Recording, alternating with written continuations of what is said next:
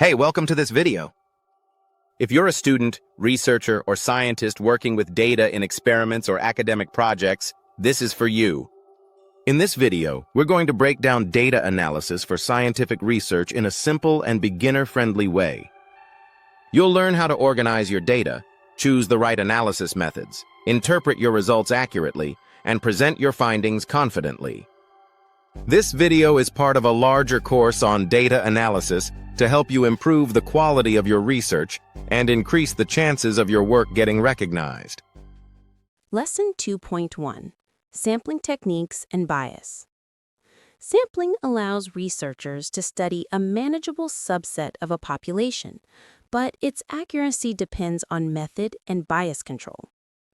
Sampling types. Probability sampling. Everyone has a known chance of selection. 1. Simple random, equal chance for all. 2. Stratified, sample within defined groups. 3. Cluster, randomly select whole groups.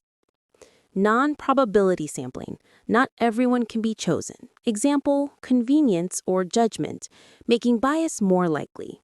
Bias occurs when samples don't represent the population, often due to flawed selection or non-response. For instance, sampling gym-goers for diet research risks selection bias.